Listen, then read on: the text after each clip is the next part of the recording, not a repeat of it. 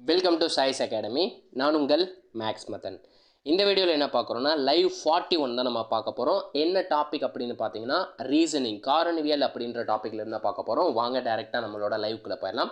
நமக்கான முதல் கேள்வியில் பாருங்கள் என்ன கொடுத்துருக்காங்கன்ட்டு, அதாவது சிம்பிள்ஸ் அண்ட் நோட்டேஷன் அப்படின்ற டாப்பிக்லேருந்து கொண்டு வந்திருக்கேன். என்ன கொடுத்துருக்காங்க, இன்ட்டு என்பது டிவிஷன் எனவும், மைனஸ் என்பது இன்ட்டு எனவும், டிவிஷன் என்பது ப்ளஸ் எனவும், ப்ளஸ் என்பது மைனஸ் எனில் அப்படின்னு கொடுத்துட்டு ஒரு சீரீஸ் கொடுத்துருக்காங்க. 3 - 15 டிவைடட் பை 19 இன்ட்டு 8 ப்ளஸ் 6ன்னு கொடுத்துருக்காங்க பார்த்தீங்களா. அதில் இருக்க சிம்பிள்ஸ் எல்லாம் நம்ம சேஞ்ச் பண்ணுங்க. ஓகேங்களா. அப்போது 3 மைனஸ்னு கொடுத்துருக்காங்களா, மைனஸ்க்கு பதில் நம்ம என்ன யூஸ் பண்ணணும், இன்ட்டுன்றதுக்கு. ஸோ இன்ட்டு யூஸ் பண்ணிடலாம், இன்ட்டு 15. ஸோ டிவிஷன் இருக்குது, டிவிஷனுக்கு பதில் என்ன யூஸ் பண்ணலாம், ப்ளஸ் அப்படின்றது யூஸ் பண்ணலாம். ஸோ ப்ளஸ் 15 ப்ராக்கெட்டை க்ளோஸ் பண்ணிடலாம். இன்ட்டு அப்படின்றதுக்கு பதில் நம்ம என்ன யூஸ் பண்ணணும் பாருங்கள், டிவிஷன் வகுத்தல் அப்படின்ற சிம்பிள் யூஸ் பண்ணணும் 8. ப்ளஸ் அப்படின்றதுக்கு பதில் நம்ம என்ன யூஸ் பண்ணணும், மைனஸ் அப்படின்றது யூஸ் பண்ணணும். ஸோ ப்ராக்கெட்குள்ளே இருக்க தான் ஃபஸ்ட்டு சால்வ் பண்ணணும். அதுலேயும் ஃபஸ்ட்டு ப்ரிஃபரன்ஸ் எதுக்கு கொடுக்கணும், மல்டிப்ளிகேஷன் கொடுக்கணும். ஸோ 3 × 15 45, 45யும் 19யும் ஆட் பண்ணால் நமக்கு என்ன கிடைக்கும், 64 அப்படின்றது கிடைக்கும். ஸோ டிவைடட் பை 8 - 6 அப்படின்றது இருக்குது. 64 8ஆல் டிவைட் பண்ணோம்னா நமக்கு 8 அப்படின்றது கிடைக்கும், -6 அப்படின்றது வருது. ஸோ 8லேருந்து 6 மைனஸ் பண்ணால் நமக்கு என்ன கிடைக்கும், 2 என்பது கிடைக்கும். ஸோ இந்த கேள்விக்கான ஆன்சர் பார்த்தீங்கன்னா ஆப்ஷன் சி என்பது தான் சரியான விடை. ஓகேங்களா. நமக்கான இரண்டாவது கேள்வி பார்த்துடலாங்களா. நமக்கான இரண்டாவது கேள்வியும் பார்த்தீங்கன்னா சிம்பிள்ஸ் அண்ட் நோட்டேஷன் அப்படின்ற டாப்பிக்கில் தான் கொடுத்துருக்காங்க. இதில் பார்த்தீங்கன்னா ஆல்ஃபபெட்ஸுக்கு வந்து சிம்பிள்ஸ் கொடுத்துட்டாங்க. ஏன்றது ப்ளஸ்ன்னு சொல்லியிருக்காங்க, பின்றது மைனஸ், சின்றது இன்ட்டுனா, டின்றது டிவிஷன் இருக்கப்போ 4b 3c 5a 30d 2 அப்படின்றத வந்து சால்வ் பண்ண சொல்லியிருக்காங்க. ஸோ அந்த ஆல்ஃபபெட்டுக்கு பதிலாக நம்ம சிம்பிள்ஸை யூஸ் பண்ணிடலாம். 4 இன்ட்டு பிக்கு பதில் என்ன, சாரி 4 இன்ட்டுன்னு சொல்லிட்டேன். 4bக்கு பதில் என்ன பண்ணணும், -3. ஓகேங்களா, -3. சிக்கு பதில் என்ன பண்ணணும், இன்ட்டு போடணும். So into 5 into 5. ஏக்கு பதில் என்ன போடணும், ப்ளஸ் போடணும், ப்ளஸ் 30. டிக்கு பதில் என்ன போடணும், டிவிஷன்னு போடணும், டிவைடட் பை 2. ஓகேங்களா. அப்போ 30 2ஆல் வகுக்கும்போது 15 அப்படின்னு கிடைக்கும், ப்ளஸ் 3 5ஆல் மல்டிப்ளை பண்ணும்போது 15ன்னு கிடைக்கும், மைனஸ் இருக்குது முன்னாடி 4. ஸோ ப்ளஸ் 15 -15 கேன்சல் பண்ணிட்டா நமக்கு பேலன்ஸ் என்ன இருக்கும், 4 அப்படின்றது இருக்கும். ஸோ இந்த கேள்விக்கான ஆன்சர் பார்த்தீங்கன்னா 4 என்பதுதான் சரியான விடை. நோட் பண்ணி வச்சுக்கோங்க, எல்லோரும் சால்வ் பண்ணியிருப்பீங்கன்னு நினைக்கிறேன். நமக்கான மூன்றாவது கேள்வி பார்த்துடலாங்களா. நமக்கான மூன்றாவது கேள்வி பார்த்தீங்கன்னா என்ன கொடுத்துருக்காங்க, 8 - 5 × 4ன்றது 44ன்னு கொடுத்துருக்காங்க. 15 - 3 × 3ன்றது 48னா 16 - 4 × 5ன்றது என்னன்னு கேட்டிருக்காங்க. ரொம்பவே சிம்பிள். அப்போ இந்த 3 நம்பரை யூஸ் பண்ணி எப்படி 44 வந்துச்சு அப்படின்றத கண்டுபிடிச்சிடலாம். என்ன யூஸ் பண்ணியிருப்பாங்க, 8 × 5 + 4, 8 × 5 40, 40 + 4 44. சேம் இதே இது செகண்டில் கொடுத்துருக்க சீரீஸ்க்கும் அப்ளை ஆயிருக்கான்னு பார்த்துடலாம். 15 × 3 + 3, 15 3 45, 45 + 3 48 அப்படின்றது கிடச்சிருக்கு. ஸோ சேம் லாஜிக்கை நம்ம கேட்ட கொஸ்டினுக்கு அப்ளை பண்ணிடலாம். 16 × 4 + 5, 16 × 4 64, 64 + 5 69 அப்படின்றது தான் இந்த கேள்விக்கான ஆன்சர் ஆப்ஷன் பியில் இருக்குது. ஓகேங்களா. நமக்கான 4th கொஸ்டின் போயிடலாங்களா. நமக்கான 4th கொஸ்டின் பார்த்தீங்கன்னா வட்ட விளக்கப்படம், டேட்டா இன்டர்பிரிட்டேஷன் அப்படின்ற டாப்பிக்லேருந்து கொண்டு வந்திருக்கோம். என்ன கொடுத்துருக்காங்க, ஒரு டயக்ராம் கொடுத்துட்டு அதில் வந்து எஜுகேட்டட் பீப்புள், அன்எஜுகேட்டட் பீப்புள், லிட்ரேட்டர் வாங்குறவங்க இருக்காங்க, இல்லிட்ரேட் பீப்புள் வந்து இருக்காங்க. ஓகேங்களா. கல்வி அறிவு பெற்ற ஆண்கள், கல்வி அறிவு பெற்ற பெண்கள், கல்வி அறிவு பெறாத பெண்கள், கல்வி அறிவு பெறாத ஆண்கள் பற்றி கொடுத்துருக்காங்க. அவங்களாம் அந்தந்த பர்சன்டேஜில் இருக்கிறப்போ நமக்கு என்ன கொஸ்டின் கேள்வி கேட்டிருக்காங்க பாருங்கள், கல்வி அறிவு பெற்ற ஆணுக்கும் கல்வி அறிவு பெற்ற பெண்ணுக்கும் உள்ள வித்தியாசம் எத்தனை பேர்னு கேட்குறாங்க. நமக்கு கம்ப்ளீட் சர்க்கிள் அப்படின்றது பார்த்தீங்கன்னா 100% இருக்கும். இந்த 100%தோட மதிப்பு தான் எவ்வளோ கொடுத்துருக்காங்க, 2,50,000 கொடுத்துருக்காங்க. 2,50,000 அப்படின்றது கொடுத்துருக்காங்க. ஓகேங்களா. நமக்கு என்ன கேட்குறாங்க, 2 பேர்த்துக்குள்ள வித்தியாசம் கேட்குறாங்க. வித்தியாசங்கிறது எக்ஸ், அது எவ்வளோ பேர்னு தெரியாது. பட் ஆனால் நமக்கு பர்சன்டேஜ் தெரியும். கல்வி அறிவு பெற்ற ஆண்கள் வந்து 35%, கல்வி அறிவு பெற்ற பெண்கள் வந்து 33%. 2 பேர்த்துக்குள்ள வித்தியாசம்னு கேட்குறாங்க. ஸோ 2 பேர்த்துக்குள்ள பர்சன்டேஜ் டிஃப்ரென்ஸ் அப்படின்றது என்ன இருக்கும், 35லேருந்து 3 மைனஸ் பண்ண 33 மைனஸ் பண்ணால் 2 அப்படின்றது இருக்கும். சிம்பிளாக கிராஸில் இருந்தால் மல்டிப்ளை பண்ணும், இது எந்த சைடில் வேணாலும் சிம்பிளை பண்ணிடலாம். 2 0க்கு 2 0 அடிச்சு விட்டு அப்படியே கிராஸில் மல்டிப்ளை பண்ணுங்கள். 25 × 2 50 அப்படின்னு கிடைக்கும். பேலன்ஸ் 2 0க்கு அந்த 2 0 போட்டால் கல்வி அறிவு பெற்ற ஆணுக்கும் கல்வி அறிவு பெற்ற பெண்ணுக்கும் இடையே உள்ள வித்தியாசம் எத்தனை பேர் இருக்காங்கன்னா 5000 பேர் இருக்காங்க. ஆப்ஷன் சி என்பது தான் இந்த கேள்விக்கான ஆன்சர். கொஷினில் பார்த்தீங்கன்னா பெருசு பெருசாக போட்டிருப்பாங்க, நம்ம கான்செப்டாக சால்வ் பண்ணிட்டோம். சேம் அதே ஆன்சர் தான் வரப்போகுது. ஓகேங்களா? நமக்கான அடுத்த சம் பார்த்துலாங்களா? ஃபிஃப்த்து சம் பார்த்தீங்கன்னா சேம் சிம்பிள் அண்ட் நோட்டேஷன்ற டாப்பிக்கில் இருந்தால் கொடுத்துருக்காங்க. பிங்கிறது டிவிஷன், கியூங்கிறது இன்ட்டு, ஆறுங்கிறது ப்ளஸ்ஸு, எஸ்ங்கிறது மைனஸ்னால் இந்த சீரீஸை கம்ப்ளீட் பண்ண சொல்லியிருக்காங்க. ஸோ லெட்டருக்கு பதில் ஆல்ஃபபெட்டுக்கு பதிலாக சிம்பிளாக மாற்றிடலாம். கியூங்கிறது என்ன? இன்ட்டு 12. பீன்றது சொல்லியிருக்காங்க. பீன்றது என்ன? டிவைடட்னு கொடுத்துருக்காங்க. Divided by 4. 4க்கு அப்புறம் 6 இருக்குது. 6ங்கிறது என்ன? ப்ளஸ் அப்படின்ற சிம்பிள் கொடுத்துருக்காங்க. ப்ளஸ் 5. எஸ் அப்படின்றது பார்த்தீங்கன்னா -6. ஃபஸ்ட்டு டிவிஷன் தான் சால்வ் பண்ணோம். ஸோ 4ஆல் கட் பண்ணுறேன். 1 நாள் 4, 3 × 4 12. ஸோ 18 வந்து நம்ம 3ஆல் மல்டிப்ளை பண்ணும்போது நமக்கு 54 அப்படின்றது கிடைக்கும். ஸோ 5லேருந்து -6 பண்ணும்போது நமக்கு -1 அப்படின்றது கிடைக்கும். ஸோ 54லேருந்து 1 மைனஸ் பண்ணால் 53 என்பதான் இந்த கேள்விக்கான சரியான விடை. ஓகேங்களா? நோட் பண்ணிக்கோங்க. ரொம்பவே சிம்பிள் தான், எல்லோரும் சால்வ் பண்ணிகிட்டு இருப்பீங்கன்னு நினைக்கிறேன். நமக்கான அடுத்த கொஷின் பார்த்துருங்க. 6வது கொஷின் அப்படின்றது பார்த்தீங்கன்னா வட்ட விளக்க படத்தில் தான் கேட்டிருக்காங்க. என்ன கொடுத்துருக்காங்க பாருங்கள். முதல் வகுப்பில் தேர்ச்சி பெற்றவர்களது விழுக்காடு என்னன்னு கேட்டிருக்காங்க. நமக்கு வந்து டிகிரிஸில் கொடுத்துருக்காங்க. அப்போ ஒரு கம்ப்ளீட் சர்க்கிளை க்ரியேட் பண்ணிச்சுன்னா நமக்கு 360 டிகிரி இருக்கும். இதை நான் 100% அப்படின்னு எடுத்துக்கிறேன். ஓகேங்களா? 100% தான் 360 டிகிரி. ஃபஸ்ட் ஸ்டாண்டர்டில் எவ்வளோ டிகிரியில் வந்து தேர்ச்சி பெற்றிருக்காங்க? 90 டிகிரியில் தேர்ச்சி பெற்றிருக்காங்க. ஸோ 90 டிகிரி அப்படிங்கிறது தெரியும். அது எவ்வளவு சதவீதம் அப்படின்னு தெரியாது. ஸோ எக்ஸ்ன்னு எடுத்துக்கிறேன். ஸோ நேருக்கு நேர் இருந்தால் சிம்ப்ளை பண்ணலாம். 90ல் இருக்க 0வையும் 360ல் இருக்க 0வையும் அடிச்சு விட்றேன். 9ஆல் அடிக்கிறேன். 1 9 9, 4 × 9 36. ஸோ 100ஐயும் 4ஐயும் டிவைட் பண்ணுறேன். 1 நாள் 4, 25 × 4 100. அப்போ 25% தான் ஃபஸ்ட்டு ஸ்டாண்டர்டில் வந்து பாஸ் மார்க் வாங்கியிருக்காங்க. ஓகேங்களா? தேர்ச்சி பெற்றவங்க வந்து 25% ஆன்சர் அப்படின்றதான் ஆன்சராக கிடச்சிருக்கு. ஸோ நோட் பண்ணி வச்சுக்கோங்க. 25% அப்படின்றதான் இந்த கேள்விக்கான ஆன்சர். நமக்கான அடுத்த கேள்வி பார்த்தீங்கன்னாலும் சேம் அதே கான்செப்டில் தான் கொடுத்துருக்காங்க. என்ன சொல்லியிருக்காங்க? 9000 மாத சம்பளம் உள்ள, அதாவது இந்த 9000 ரூபாய் நமக்கு தேவையில்லை, செலவு செய்தால் அவர் உணவிற்காக செலவிடும் சதவீதம் எவ்வளோன்னு கேட்டிருக்காங்க. சேம் சர்க்கிளை கம்ப்ளீட் பண்ணால் 360 டிகிரி இருக்கும். அதுதான் நம்மளோட 100%. நமக்கு என்ன கேட்டிருக்காங்க? உணவுக்காக வந்து அவங்க எவ்வளோ டிகிரி செலவிடுறாங்க? 144 டிகிரி செலவிடுறாங்க. அதோட பர்சன்டேஜ் தெரியாது, அதுதான் நம்ம கேட்டிருக்காங்க. ஸோ நான் X% எடுத்துக்கிறேன். 100ல் இருக்க ஒரு 0வையும் 36ல் இருக்க ஒரு 0வையும் கட் பண்ணி விட்டுறேன். ஓகேங்களா? 36ஆல் அடிக்கிறேன். 1 36 36, 4 36, 144 அப்படின்றது கிடைக்குங்க. ஸோ கிராஸில் இருந்தால் மல்டிப்ளை பண்ணோம். 4 × 10 40 அப்படின்றதான் இந்த கேள்விக்கான ஆன்சர். ஆப்ஷன் டியில் இருக்குது. ஓகேங்களா? நமக்கான அடுத்த கேள்வி பார்த்தலாங்களா? நமக்கான 8th கேள்வி பார்த்தீங்கன்னா சேம் அதே மாதிரி மாடலில் தான் கொடுத்துருக்காங்க. திரு ராமின் மாத சம்பளம் வந்து 24,000 ரூபான்னு கொடுத்துட்டு பின்வரும் வழிகளில் செலவிடுகிறார். அவர் சேமிப்பை காட்டிலும் உணவிற்காக எத்தனை சதவீதம் அதிகமாக செலவிடுறாங்கன்னு கேட்டிருக்காங்க. அவரோட இன்கம் பார்த்தீங்கன்னா 24,000 ரூபாய் இருக்குது. இதை நான் வந்து 100%, அவர் வாங்குகிற சம்பளங்கிறது கம்ப்ளீட்டாக வாங்கியிருப்பார், அதை நான் 100% வாங்கி எடுத்துக்கிறேன். நமக்கு என்ன கேட்டிருக்காங்க? உணவையும் சேமிப்பையும் கம்பேர் பண்ணுறாங்க. சேமிப்புன்றது உணவை விட எவ்வளவு சதவீதம் அதிகம்னு கேட்டிருக்காங்க. நான் இன் டேர்ம்ஸ் ஆஃப் மணியில் எவ்வளோ அதிகம்னு பார்க்குறேன். ஸோ ரெண்டுத்தையும் சிம்பிளாக மைனஸ் பண்ணிங்கன்னா அதுதான் உணவோட இன்க்ரீஸ் வேல்யூவாக இருக்கும், அதிகமான மதிப்பாக இருக்கும். 4,500லேருந்து 6,000 வரணும்னா எவ்வளோ கூட்டணும்? 1,500 ரூபாயை கூட்டணும். இந்த 1,500 ரூபாங்கிறது எவ்வளவு சதவீதம்னு கேட்டிருக்காங்க. ரொம்பவே சிம்பிள். இதை சிம்பிளை பண்ணால் வேலை முடிஞ்சுங்க. 2 0க்கு 2 0 கட்டு, 1 0க்கு 1 0 கட்டு. நான் வந்து 3ஆல் அடிக்கிறேன். 8 × 3 24, 50 × 3 80. 2ஆல் அடிக்கிறேன். 4 × 2 8, 25 × 2 50. அப்போ சிம்பிளாக 25 வந்து 4ஆல் டிவைட் பண்ணால் நமக்கான ஆன்சர் கிடைக்கும். 6 × 4 24, பேலன்ஸ் 1. 1/4ஓட வேல்யூ என்ன? 0.25 அப்படின்றதான் 1/2ஓட வேல்யூ. அப்போ 6.25% அப்படின்றதான் உணவை விட சேமிப்பை விட உணவுக்காக அதிகமாக செலவு பண்ணியிருக்காங்க. ஓகேங்களா? 6.25 அப்படின்றதான் அந்த கேள்விக்கான ஆன்சர். ஓகேங்களா? நோட் பண்ணிக்கோங்க. நமக்கான அடுத்த கேள்வி பார்த்துருங்க. நமக்கான அடுத்த கேள்வி பார்த்தீங்கன்னா பிளட் ரிலேஷன் அப்படின்ற டாப்பிக்லேருந்து கொடுத்துருக்காங்க. அவங்க சொன்னதை அப்படியே ப்ரொசீட் பண்ணிட்டு வந்துடலாம். ஏயும் பியும் சகோதரர்கள், அதாவது பிரதர் அண்ட் சிஸ்டர்னால் நான் ஹைஃபன் யூஸ் பண்ணிக்கிறேன். ஏவும் பியும் வந்து பிரதர்னு சொல்லிட்டாங்க.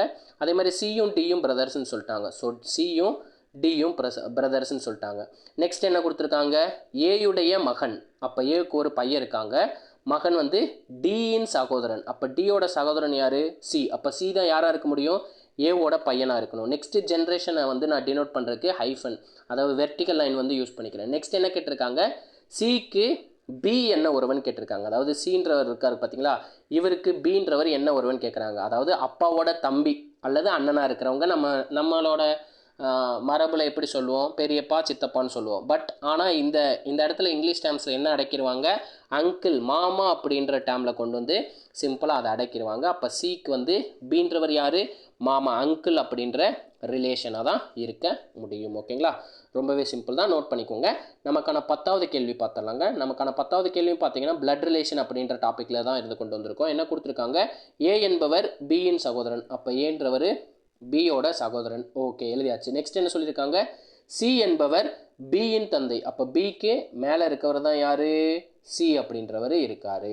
சியோட பையன் தான் யார், பியோட அப்பா தான் யார், சி. நெக்ஸ்ட் என்ன சொல்லியிருக்காங்க, டி என்பவர். அப்போ டீன்றவர் இருக்கார். சியின் தந்தை. அப்போ சிக்கு மேலே இருக்க ஜென்ரேஷன் தான் யார், டீன்றவர் இருக்கார். நெக்ஸ்ட் என்ன கேட்டிருக்காங்க, ஏ என்பவர் டியின் என்ன ஒருவன் கேட்டிருக்காங்க. அதாவது ஏ வந்து டிக்கு என்ன ஒருவன் கேட்டிருக்காங்க. அதாவது அப்பாவோட பையனோட பிரதரை தான் கேட்டிருக்காங்க. அதாவது பேரன் அப்படின்ற ரிலேஷன் தான் நமக்கு வரும். ஓகேங்களா, பேரன் அப்படின்ற ரிலேஷன். ஓகேங்களா, ஏலேருந்து டிக்கு கேட்டிருந்தாங்கன்னா, டி என்பவர் ஏயின் கேட்டிருந்தாங்கன்னா தாத்தா அப்படின்னு போட்டிருக்கலாம். ஓகேங்களா, பட் நமக்கு என்ன கேட்டிருக்காங்க, ஏவை தான் கேட்குறாங்க. யார்லேருந்து, டிலேருந்து கேட்குறாங்க. டியோட பையன் யார், சி. சியோட பசங்க தான் யார், ஏபி. 2 பேர் இருக்காங்க, சிக்கு 2 பசங்க. அப்போது அப்பாவோட அப்பா தான் நமக்கு யார், பேரனாக இருக்க முடியும். அவங்களோட ஜென்ரேஷனை குறிக்கிறதா நமக்கு என்ன கிடைக்கும், இவர் டீன்றவர் தாத்தாவாக இருக்க முடியும். ஏன்றவர் பார்த்தீங்கன்னா டியோட பேரனாக இருக்க முடியும். ஓகேங்களா, நோட் பண்ணி வச்சுக்கோங்க. நமக்கான 11வது கேள்வி பார்த்துடலாங்க. 11வது கேள்வியும் பார்த்தீங்கன்னா ஆல்மோஸ்ட் ஒரு டிஸ்டன்ஸ் அண்ட் டைரக்ஷன் அப்படின்ற டாப்பிக்லேருந்து கொண்டு வந்திருக்கோம். பி இருக்கு தெற்கில். அதாவது பீன்றவர் இங்கே இருக்கார், அவருக்கு தெற்குன்றப்போ கீழ் டைரெக்ஷனில் வரும். தெற்கில் யார் இருக்காங்க சொல்லியிருக்காங்க, ஏயும். பி இருக்கு கிழக்கில். கிழக்குன்றது பார்த்தீங்கன்னா ரைட் சைடில் போகும். ரைட் சைடில் யார் இருக்கான்னு சொல்லியிருக்காங்க, சியும் இருந்தால் சியை பொறுத்து, அதாவது சியிலிருந்து ஏ வந்து என்ன டைரெக்ஷனில் இருக்காங்க அப்படின்றத கொஷின் கேட்டிருக்காங்க. நமக்கு டாப்பில் போனால் நார்த்து, பாட்டமில் இருந்தால் சவுத்து. வி அப்படின்றத ஞாபகம் வச்சுக்கோங்க. எந்த சைடு வெஸ்ட் வரும், எந்த சைடு ஈஸ்ட் வரும் அப்படின்னு தெரியுன்னா வி அப்படின்ற வேர்டை ஞாபகம் வச்சுக்கோங்க. விங்கிறது லெஃப்ட் சைடு, இ அப்படின்றது ரைட் சைடில் வரப்போகுது. அப்போ ஈஸ்ட் அப்படின்றது கிழக்கு, வெஸ்ட் அப்படின்றது மேற்கு. ஓகேங்களா, அப்போது சியிலேருந்து பார்க்குறப்போ எந்த டைரெக்ஷனில் இருக்கார், ஏ சவுத்துக்கும் வெஸ்ட்டுக்கும் நடுவில் இருக்கார். 2க்கு நடுவில் இருந்தால் என்ன சொல்லலாம், சவுத் வெஸ்ட் அப்படின்னு சொல்லலாமா, தென்மேற்கு அப்படின்ற திசை சொல்லலாமா. இங்கே தெற்கு மேற்குன்னு கொடுத்துருக்காங்க. அப்போ ஆப்ஷன் டி அப்படின்றது அந்த கேள்விக்கான ஆன்சர். ஓகேங்களா, நோட் பண்ணி வச்சுக்கோங்க. தென்மேற்கு அப்படின்றதான் இந்த கொஸ்டினுக்கான ஆன்சர். நமக்கான அடுத்த கேள்வி பார்த்தலாங்க. சேம் டிஸ்டன்ஸ் அண்ட் டைரெக்ஷன் அப்படின்ற டாப்பிக்கில் இருந்தால் கொண்டு வந்திருக்காங்க. ஒரு பறவை மேற்கு திசையில், நான் இந்த சைடில் வந்து டயக்ராமை போட்டுக்கிறேங்க. எந்த டைரெக்ஷனில் மூவ் அப் பண்ணுறப்போ லெஃப்ட் சைடு ரைட் சைடு அப்படின்றதுக்காக ஒரு சின்ன டயக்ராம் மாதிரி போட்டு வச்சுக்கிறேன். நார்த்துலேருந்து பார்க்குறேன். நார்த்தில் லெஃப்ட்டு ரைட்டு அப்படியே மாற்றி எழுதுறீங்க. Left right. இப்போ என்ன சொல்லியிருக்காங்க, மேற்கு திசைன்றப்போ இந்த பாயிண்ட்லேருந்து அப்படியே மேற்கு திசை போகிறப்போ டுவர்ட்ஸ் லெஃப்ட், நம்மளோட லெஃப்ட் ஹேண்ட் சைடு போகணும். ஸ்க்ரீனோட லெஃப்ட் ஹேண்ட் சைடு போகிறோம். எவ்வளோ டிஸ்டன்ஸ் போகிறாரு, 200 மீட்டர் போகிறான்னு சொல்லியிருக்காங்க. ஸோ 200.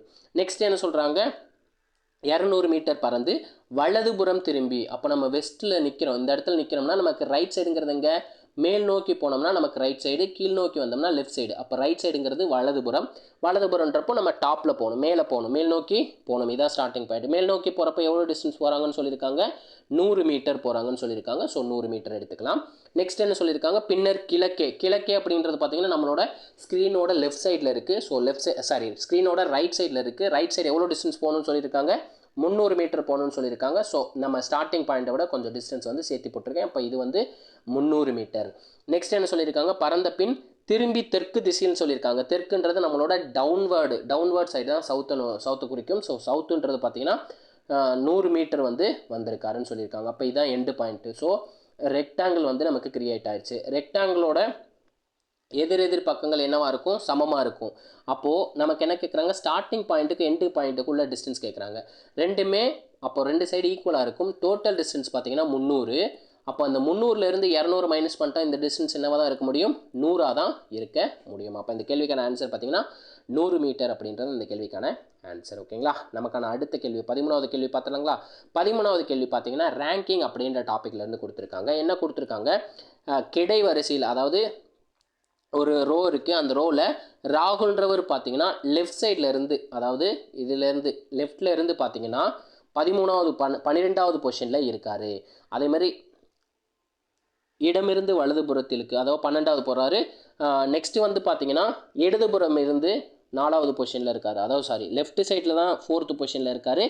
இடமிருந்து வலதுபுறத்தில் வரப்போ 12th பொசிஷனில் இருக்காங்கன்னு சொல்லிட்டு நெக்ஸ்ட் என்ன கேட்குறாங்க, எத்தனை மாணவர்களை சேர்த்தார், மொத்த மாணவர்களின் எண்ணிக்கை 28 ஆகும்னு கேட்குறாங்க. அதாவது நமக்கு ராகுல் அப்படின்ற ஒரே ஒருத்தரோட லெஃப்ட் சைடு ரேங்கிங்கோ ரைட் சைடு ரேங்கிங் கொடுத்துட்டாங்க. சிம்பிளாக ரெண்டுத்தையும் கூட்டி ஒரு நம்பரை வந்து மைனஸ் பண்ணிங்கன்னா நமக்கு டோட்டல் நம்பர் ஆஃப் ஸ்டூடெண்ட்ஸ் எத்தனை பேர் அப்படின்னு தெரியும். ஸோ 12 + 4 16, 16லேருந்து ஒன்று மைனஸ் பண்ணால் 15 அப்படின்றது தெரியும். அப்போது டோட்டல் கிளாஸில் வந்து பார்த்திங்கன்னா 15 பேர் இருக்காங்க அப்படின்னு சிம்பிளாக கொஸ்டினை முடிச்சிருவாங்க. இதே வந்து நமக்கு என்ன கேட்டிருக்காங்க, இந்த கிளாஸில் வந்து மொத்தம் 28 பேர் இருக்காங்க, அதில் இன்னும் எத்தனை மாணவர்களை சேர்க்கணும் அப்படின்னு கேட்டிருக்காங்க. ஸோ 15ஓட என்ன நம்பரை கூட்டும்போது நமக்கு 28ன்னு கிடைக்கும், 13 அப்படின்ற நம்பரை கூட்டும்போது நமக்கு 18ன்னு கிடைக்கும். ஸோ இந்த கேள்விக்கான ஆன்சர் பார்த்தீங்கன்னா ஆப்ஷன் பி 13 என்பது தான் சரியான விடை. ஓகேங்களா, சரியான விடைங்கிறது 13 அப்படின்றதான் ஆன்சர். ஓகேங்களா, நமக்கான 14வது கேள்வி பார்த்துறாங்களா, சேம் ரேங்கிங் அப்படின்ற டாபிக் தான். ஒரு வகுப்பில் ரோஹன் மேலிருந்து ஒரு ஸ்டூடெண்ட்ஸ் இருக்காங்க, ஒரு செட் ஆஃப் ஸ்டூடெண்ட்ஸ் வந்து இருக்காங்க ஒரு கிளாஸில்.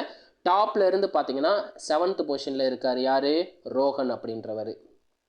இதே பாட்டம் கீழிருந்து பார்த்தீங்கன்னா 26வது பொசிஷனில் இருக்காங்கன்னு சொல்லிட்டு அந்த வகுப்பில் உள்ள மொத்த மாணவர்கள்னு கேட்குறாங்க. ஸோ சிம்பிளாக இந்த ரெண்டு வேல்யூவையும் கூட்டி ஒன்று மைனஸ் பண்ணிங்கன்னா மொத்த ஸ்டூடெண்ட்ஸ் கிடச்சிரும். 26 + 7 33, 33லேருந்து ஒன்று மைனஸ் பண்ணால் 32 அப்படின்றதான் டோட்டல் மாணவர்களாக இருக்கிறதுக்கு சான்சஸ் இருக்குது. ஸோ நமக்கான அடுத்த கேள்வி பார்த்தோம்னா, நமக்கான 15வது கேள்வி பார்த்தீங்கன்னா என்ன கொடுத்துருக்காங்க, டேஸ் அப்படின்ற சம்ஸை வச்சு கொடுத்துருக்காங்க. ஒரு நூற்றாண்டின் கடைசி நாள் வந்து என்ன கிழமையாக இருக்க முடியாதுன்னு சொல்லியிருக்காங்க. இதை நல்லா நோட் பண்ணி வச்சுக்கோங்க. ஒரு 3 கிழமை வந்து நமக்கு செஞ்சுரியோட லாஸ்ட் டேட்டாக இருக்காது. செவ்வாய்க்கிழமை, வியாழக்கிழமை, சனிக்கிழமை, இந்த மூணுத்தில் ஏதோ ஒரு கிழமை ஆப்ஷனில் கொடுத்துருந்தாங்கன்னா அதான் ஆன்சராக இருக்கும். நமக்கு இங்கே செவ்வாய் டியூஸ்டே அப்படின்றது ஆன்சராக கொடுத்துருக்காங்க. என்னென்ன டே, டியூஸ்டே, தேர்ஸ்டே, சாட்டர்டே, இந்த 3 டே வந்து செஞ்சுரியோட லாஸ்ட் நாளாக இருக்க முடியாது. செவ்வாய், வியாழன், சனி நோட் பண்ணி வச்சுக்கோங்க. செவ்வாய், வியாழன், சனின்ற கிழமைகள் வந்து ஒரு நூற்றாண்டோட கடைசி நாளாக வந்து இருக்கிறதுக்கு சான்சஸ் இல்லை. ஓகேங்களா, நோட் பண்ணிக்கோங்க. நமக்கான 16வது கேள்வி பார்த்துலாங்களா, அதாவது கடிகார டாப்பிக்கில் இருந்து கிளாக் சம்ஸ்லேருந்து கொண்டு வந்திருக்கோம். ஒரு கடிகாரத்தில் மணி காட்டும் முள்ளின் கோலம், அதாவது ஹவர் ஹேண்டோட டைம் வந்து பார்த்திங்கன்னா 12 மணின்னு இருக்குது. அதாவது அப்போ 0, அதாவது 12லேருந்து ஸ்டார்ட் ஆகி திருப்பி 12லே வந்து முடிஞ்சிருச்சு. அப்போ என்ன இருக்குது, ஒரு கம்ப்ளீட் சர்க்கிளை வந்து க்ளோஸ் பண்ணியிருக்கு.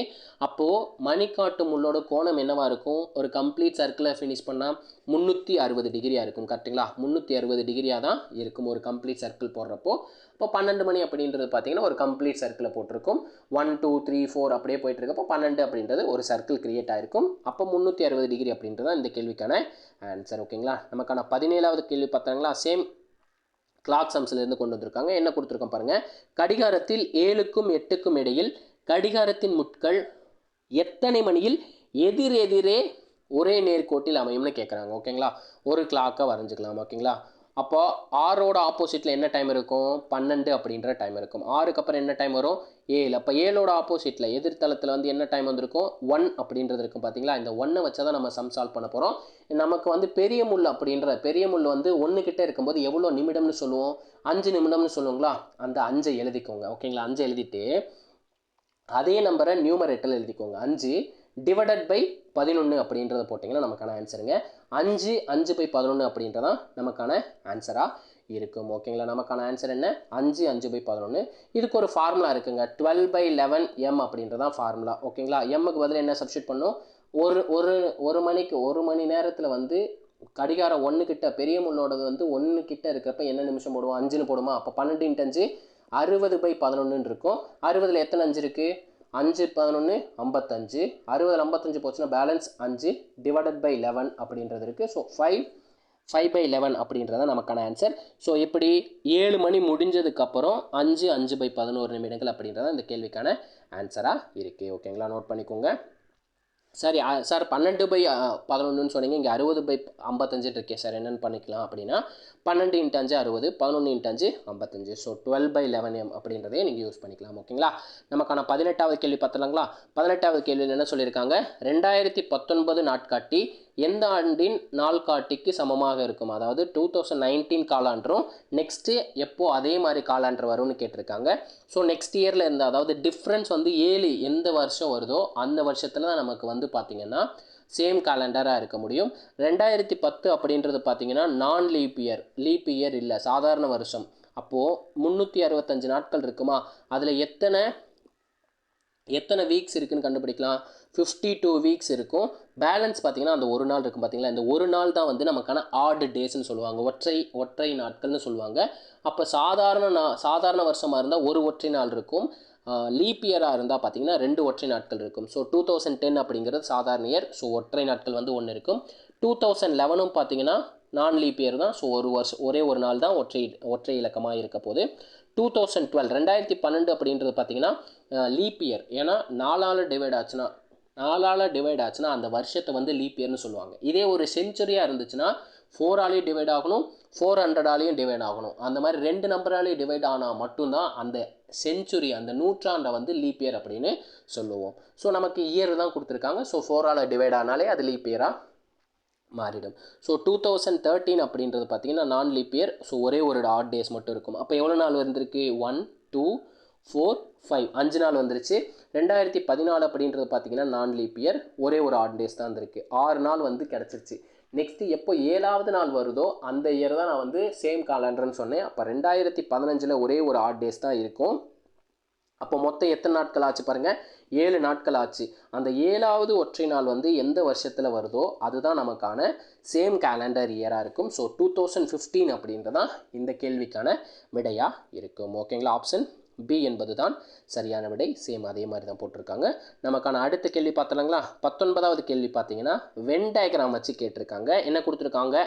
ஆங்கிலம், லத்தீன், கிரேக்கம் என்ற 3 வார்த்தைக்கு வந்து எந்த டயக்ராம் வந்து வெளிப்படுத்தலாம்னு சொல்கிறாங்க. 3மே பார்த்தீங்கன்னா தனித்தனி லாங்குவேஜ், வெவ்வேறு மொழிகளாக இருக்கும்.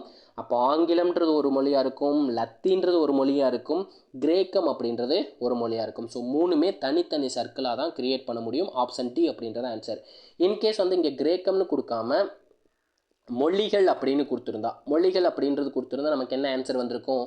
ரொம்பவே சிம்பிள். மொழிகளுக்கு உள்ளே தான், மொழிகள் அப்படின்றது பெரிய சர்க்கிள், அதுக்குள்ளே தான் என்னென்ன லாங்குவேஜ் இருக்கும்? இங்கிலீஷ் அப்படின்ற லாங்குவேஜ் இருக்கும், லத்தீன் அப்படின்ற லாங்குவேஜ் இருக்கும். வேறு சில நம்ம தமிழ் லாங்குவேஜ் இந்த மொழிகளுக்குள்ளே தான் வரப்போகுது. ஓகேங்களா. வேறு என்ன? உருது, ஹிந்தி எல்லாமே அதுக்குள்ளே இருக்க பார்ட்டாக தான் இருக்க போகுது. மொழிகள் அப்படின்னு கொடுத்துருந்தாங்கன்னா ஆப்ஷன் சி அப்படின்றத ஆன்சராக போட்டிருக்கலாம். ஓகேங்களா. நமக்கான கடைசி கொஷின் பார்த்துலாங்களா. நமக்கான கடைசி கொஷின் பார்த்தீங்கன்னா மிரர் இமேஜில் இருந்து கொடுத்துருக்காங்க. ஹைட் என்ற சொல்லின் கீழ்ப்பகுதியை ஆடியை வைத்து பார்த்தால், ஆடின்றது ஒன்றும் இல்லை, மிரரை சொல்லியிருக்காங்க. ஹைட் அப்படின்ற வேர்டு இருக்குது, கரெக்டுங்களா. ஹைட் அப்படின்ற வேர்டு இருக்குது, அதுக்கு கீழே வந்து மிரரை வைக்கிறாங்க. மிரர் வச்சு பார்க்குறப்போ அது வந்து எப்படி தெரியும்னு சொல்லியிருக்காங்க. ஸோ இந்த பாட்டமில் இருக்கிறது வந்து அப்படியே டாப்பில் தெரியும். சேம் இது வந்து அப்படியே இந்த போர்ஷன் வந்து கடைசியில் வந்துடும், இந்த போர்ஷன் வந்து ஃபஸ்ட்டில் வரும். சேம் அதே வேர்டு தான் இருக்க போகுது. ஏன்னா அரே வேர்டு மட்டும்தான் நமக்கு மிரர் வச்சு பார்க்குறப்போ தெரியும். ஓகேங்களா. அப்போ ஹைட் அப்படின்றதான் ஆன்சராக இருக்க போகுது. ஆப்ஷன் சி அப்படின்றதான் இந்த கேள்விக்கான ஆன்சராக இருக்கும். ஓகேங்களா. ஹைட் அப்படின்றதான் ஆன்சர். ஓகேங்களா. ரொம்பவே சிம்பிள் தான். இதே மாதிரி அடுத்த ஒரு லைவுடன் சந்திக்கிறேன். அதுவரை உங்களிடமிருந்து விடைபெறுவது நான் உங்கள் மேக்ஸ் மதன். தேங்க்யூ.